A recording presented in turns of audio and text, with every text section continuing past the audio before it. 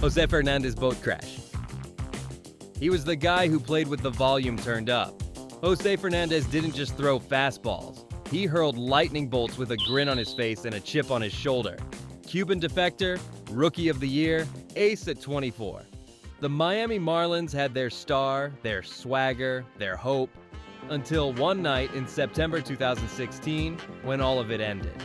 Fernandez and two friends boarded a speedboat in the dark late at night in waters he knew well.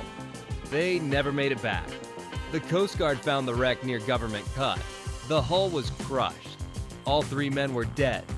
At first, the grief swallowed everything. Teammates sobbed in press conferences, fans left flowers and Fernandez jerseys at the stadium gates. The Marlins canceled their next game. His teammates wore his number and painted his initials on the mound. It felt like the league had lost its joy. Then came the autopsy. Cocaine, alcohol, a top speed over 60 miles per hour, and a crash that tossed Fernandez's body from the boat with force that cracked his skull. Suddenly, the tone shifted, from mourning to questioning. Who led him behind the wheel? Why were they out so late? Could it have been prevented? The legacy got complicated. Not just a phenom lost too soon, but a cautionary tale.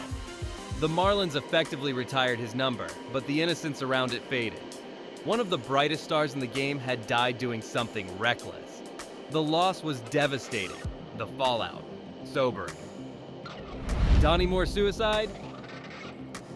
You could argue Donnie Moore died in 1986. He just didn't stop breathing until 3 years later. That summer, the Angels were one strike away from the World Series. Game 5 of the ALCS. Moore was on the mound, 2 outs, full count, Fenway Park roaring. Then Dave Henderson crushed a high fastball into the seats. The Angels blew the lead, blew the game, and blew the series. Henderson's homer wasn't just a season killer.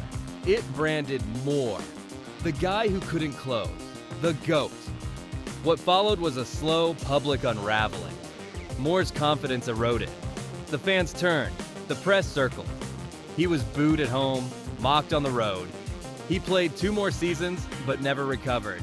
Injuries piled up, his ERA ballooned. The Angels released him in 1988, and suddenly he was a 35-year-old pitcher with no team, a bad shoulder, and a haunted highlight reel. Then came July 18, 1989. After an argument with his wife at their Anaheim home, Moore shot her 3 times in front of their kids. She survived. He locked himself in the bedroom and turned the gun on himself. The news hit like a gut punch. Moore had always seemed quiet, composed, maybe too much so. But the Henderson home run followed him like a shadow, and in the end, it consumed him. His death forced MLB to start taking mental health seriously. Slowly, awkwardly, but seriously. Because what happened to Donnie Moore wasn't just a tragedy. It was a warning, ignored for years. Roy Halladay plane crash. Roy Halladay wasn't flashy. He didn't scream. He didn't strut. He just dismantled lineups for 16 seasons with surgical precision and dead-eyed calm. Cy Young's in both leagues. A perfect game. A postseason no-hitter. If there was ever a guy who made dominance look like clockwork, it was Doc. So when news broke in November 2017 that he died piloting his personal plane over the Gulf of Mexico, it didn't make sense. Not him. Not like that. He was 40 years old, retired, healthy, a Hall of Fame lock. But his Icon A5 aircraft went down near Clearwater, Florida. No one else aboard, no survivors. At first, the narrative was clean. Tragic accident, lost too soon. But the NTSB report tore that apart. Halladay had been performing low-altitude stunts, barrel rolls, dives, buzzing the water. The autopsy showed amphetamines, morphine, and a sleep aid in his system. Suddenly, this wasn't a story about a fluke crash. It was about a quiet unraveling. The baseball world reeled. The Phillies and Blue Jays held joint ceremonies. Fans mourned the legend. But behind the tears were questions. About mental health. About post-retirement voids. About whether someone close could have stopped him. Even the plane's manufacturer caught heat for marketing the Icon A5 like a sports car with wings. Doc still got into the Hall of Fame. Deservedly. But his plaque had no team logo. A subtle nod to the complicated legacy left behind. He flew high. He flew alone. And in the end, he flew too close to something no one saw coming. Roy Halladay's legacy is complicated but unforgettable. Share your thoughts on how we remember legends in the comments and subscribe for honest baseball history like this. Daryl Kyle Hotel Death. Daryl Kyle didn't throw 100. He didn't scream at umpires. But for over a decade, he was one of the most respected pitchers in the league. A quiet ace, a mentor, a guy teammates trusted without needing to explain why. By 2002, he was anchoring the Cardinals' rotation. Then one Saturday in June, he didn't show up. The team bus was leaving the hotel for a game against the Cubs. No one could reach him. A hotel staffer opened his room and found him dead in his bed. He was 33. The cause? Undiagnosed coronary artery disease. His arteries were 90% blocked. No symptoms, no warnings, just silence. The game was postponed, but not before broadcaster Joe Girardi, visibly shaken, delivered the message live on air. "We regret to inform you that Daryl Kyle has passed away." The players found out in waves, some in the clubhouse, some on the field. The Cardinals returned home to a city in mourning. Kile's jersey was hung in the dugout, his initials painted on the mound. Teammates cried openly, opponents hugged them at home plate. Kile's death didn't trigger a rule change, but it did change behavior. Teams began investing more in heart screenings, quietly, urgently, because Kyle was the last guy anyone expected to lose. No red flags, no scandal. Just gone. There's no cautionary tale here, no headline-grabbing vice. Just a good pitcher who never made it to the park, and a team that never got to say goodbye. Roberto Clemente plane crash. Roberto Clemente was more than a baseball player. He was a symbol of Puerto Rican pride, of Latin American identity, of what it meant to be more than just stats on the back of a card. He collected 3,000 hits, won 12 Gold Gloves, 2 World Series, and 1 MVP. But what really defined him was what he did off the field. Humanitarian, activist, vocal critic of racism. So when an earthquake hit Nicaragua in December 1972 and reports surfaced of aid being stolen, Clemente didn't just donate. He boarded a relief plane himself to make sure the supplies reached the people. He never made it. The DC-7 was overloaded. The crew was underqualified. Minutes after takeoff from San Juan, the plane crashed into the Atlantic. No survivors. No body recovered. Clemente was 38. The reaction was seismic. MLB waived the Hall of Fame's 5-year waiting rule and inducted him the following year. The Pirates retired his number. Puerto Rico declared days of mourning. Teammates couldn't speak through tears. The world had lost one of its most respected athletes and one of its most visible voices for justice. There were no sweeping FAA reforms or team travel rules changed. But emotionally, baseball was never the same. Clemente became a yearly tribute, a patch, a day, a name invoked in every Latin player's speech. But behind all that, there's still that single heartbreaking truth. One of baseball's brightest lights died not chasing a trophy, but delivering rice and blankets because he couldn't help. Tony Conigliaro. Tony Conigliaro was Boston royalty before he could legally buy a beer. A hometown kid with a matinee smile and raw power, he debuted at 19, led the AL in home runs at 20, and became the youngest to reach 100 bombs since Mel Ott. Fenway fell hard. This wasn't just potential, this was destiny. Then came August 18, 1967. The Red Sox were in a heated pennant race. Conigliaro stepped in against the Angels' Jack Hamilton. The pitch came high and inside and crushed Tony C's face. There were no helmet flaps back then, just bare skull and bad luck. The impact was instant. He dropped like a stone. His left eye swelled shut. His cheekbones shattered. His vision blurred. He missed the rest of the season and all of the next. The Red Sox went to the World Series without him. Tony came back in '69, even won Comeback Player of the Year. But his depth perception never recovered. His swing was still sweet, it just couldn't catch up anymore. By 1971, he was out of the majors. 10 years later, at 37, he suffered a massive heart attack and a stroke. He never spoke again. He died in 1990 at age 45. The league eventually mandated flap helmets, but too late for Tony C. He became the face of what could have been. In Boston, he's still revered like a ghost that never got his ending. A legend with the saddest asterisk, the dream that got beamed and never woke up. Ray Chapman's spitball tragedy. Ray Chapman's death wasn't just a tragedy. It was baseball's original sin. In 1920, he was the Cleveland Indians' star shortstop. Fast, slick in the field, a clubhouse leader. But he stepped into the batter's box against Carl Mays of the Yankees, a pitcher known for throwing submarine-style heat and not exactly aiming for sportsmanship. What happened next was pure horror. Mays threw a fastball up and in. Chapman never moved. He didn't duck, didn't flinch, because he never saw it. The ball was stained, dirty, scuffed beyond recognition, standard for the dead ball era. It struck him square in the head with a crack so loud Mays thought it hit the bat. Chapman took a few steps, collapsed, and never got up. He died the next morning from a fractured skull. 29 years old, engaged to be married, the only MLB player to die from an on-field injury. The aftermath was ugly.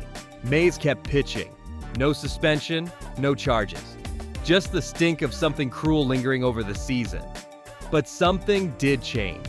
The spitball was banned for new pitchers.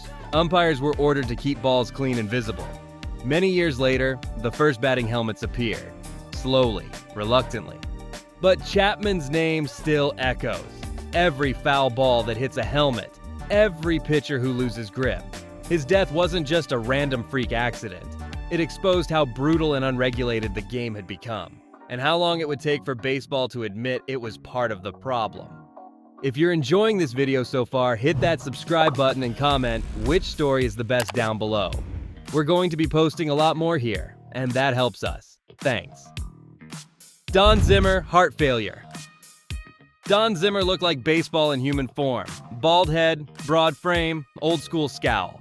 He played with Jackie Robinson, managed in Boston, coached under Torre, and got into a famous playoff scuffle with Pedro Martinez at age 72. Baseball Lifer doesn't even begin to cover it. So when news broke in June 2014 that Zimmer had died, it hit hard. Not just because he was gone, but because he'd been around forever. He passed from heart failure while still working as a senior advisor for the Tampa Bay Rays. He was on a team trip when his condition worsened. The news dropped before a Rays game, and the stadium fell into eerie silence. The Rays wore his number. The Yankees, Cubs, and Dodgers paid tribute. Joe Torre cried on camera. But what made Zimmer's death sting wasn't just his resume. It was how long he'd stayed part of the game. 66 years in uniform, from Ebbets Field to Tropicana. He didn't retire, his heart did. Baseball didn't just lose a character, it lost a bridge to every era before Twitter. He was a guy who could tell you what Koufax smelled like and still understood sabermetrics. When Zimmer died, the sport got older overnight. Jose Lima dies in sleep. If Jose Lima was pitching, you heard it. Lima time wasn't just a catchphrase, it was a lifestyle. He danced, he shouted, he sang his own name mid-game. And for a few brilliant years in the late 90s, he backed it all up. 21 wins for Houston in 1999, All-Star, fan favorite. Then came the journeyman phase, Tigers, Royals, Mets, and eventually the independent leagues. But Lima always stayed loud. So when news broke on May 23, 2010, that he had died in his sleep, it felt wrong. Not dramatic enough, not him. The cause? A massive heart attack at 37, no prior issues, no warnings, just silence where there used to be music. The Dodgers and Astros held moments of silence. Teammates posted in disbelief. In the Dominican Republic, his hometown mourned like they'd lost a national treasure. Because they had. There was no scandal, no recklessness, just mortality with bad timing. MLB didn't issue a policy change, but sports cardiologists started pushing for expanded heart screening in younger athletes. Lima's legacy wasn't numbers, it was noise, energy, and joy. And the sudden quiet after his death was the cruelest punchline to Lima time anyone could have imagined. Nick Adenhart car crash. Nick Adenhart had everything going for him. First-round pedigree, devastating stuff, and a comeback story that was just getting good. After multiple arm surgeries derailed his early career, 2009 looked like the breakout. On April 8th, he threw 6 shutout innings against the A's in his season debut for the Angels. He was 22. That night, he went out with friends to celebrate. Hours later, their car was broadsided by a minivan that ran a red light in Fullerton, California. The van was driven by a man with a suspended license and a blood alcohol level nearly triple the legal limit. 3 people were killed, including Adenheart. The driver fled the scene and was caught hiding in nearby bushes. The baseball world didn't just mourn, it revolted. How do you lose a 22-year-old hours after his best day? His teammates left his jersey in the dugout for the rest of the season. His father threw out the first pitch in a moment that made grown men sob. The driver was later convicted and sentenced to 51 years to life. The Angels created an annual award in Adenhart's name, but nothing filled the gap. A star was just starting to rise, and then was gone, instantly. Mark Fedrich. Mark Fedrich didn't just pitch, he performed. Rookie of the Year in 1976, the Bird was the most charismatic player in baseball. He talked to the ball, manicured the mound by hand, and made Tigers games must-watch TV. But beneath the antics was a genuinely elite pitcher. That rookie season, 19-9, 2.34 ERA, and a league-best 24 complete games. He made baseball fun again, but the fun didn't last. In 1977, he tore cartilage in his knee. While rehabbing, he started losing velocity, mysteriously. The Tigers didn't know it at the time, but he'd also torn his rotator cuff.